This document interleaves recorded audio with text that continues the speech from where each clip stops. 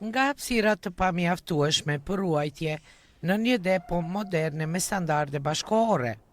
Ky është një nga transformimet më të rëndësishme që ka sjellë renovimi i Galerisë Kombëtare të Kosovës, ku koleksioni shtetëror tashmë ruhet në kushte të përshtatshme për konservim dhe mbrojtje.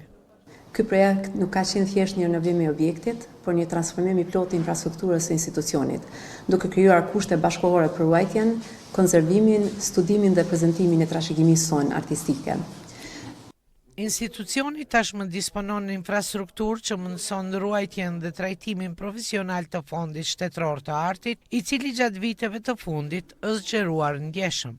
Vetëm në 4 vitet e fundit, galeria ka organizuar më shumë se 30 ekspozita, ndërsa koleksioni është pasuruar me mbi 350 vepra të reja arti. Për herë të parë është realizuar edhe regjistrimi i plotë i Fondit Shtetëror, i cili numëron mbi 1200 vepra. Këto 4 vjetë, kemi organizu mbi 30 ekspozita në këto 4 vjetë. Koleksioni u pasuru me mbi 350 vepra të reja, që ka qenë procesi më i madh institucional në historinë e koleksionimit publik në Kosovë. U regjistru plotësisht koleksioni me mbi 1200 vepra. Pjesë e zhvillimeve të reja është edhe themelimi i arkivit Lirie Buliçi, i cili mban emrin e punonjëses shumëvjeçare të galerisë. Arkivi do të shërbejë për sistemimin, ruajtjen dhe digitalizimin e dokumentacionit historik, katalogëve dhe materialeve kërkimore, duke krijuar një bazë të rëndësishme për historinë e artit në Kosovë.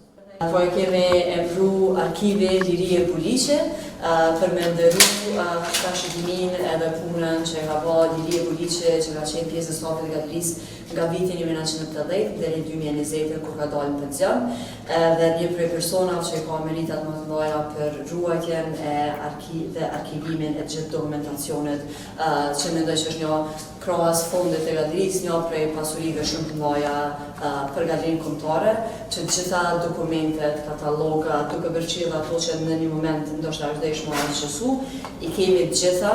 Dhe jemi në proces të përveç digitalizimit të arkiveve, që cila është digitalizuar mbi 70%.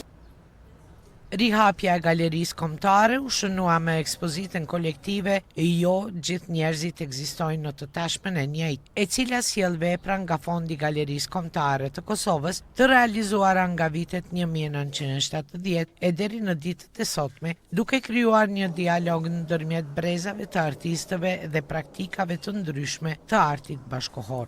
Me hapësirat e reja edhe koleksionin e pasuruar, Galeria Kombëtare synon të forcojë rolin e saj si institucioni qendror i artit modern dhe bashkëkohor në Kosovë, duke u ofruar artistëve, studiuesve dhe publikut një hapësirë të standardeve bashkëkohore.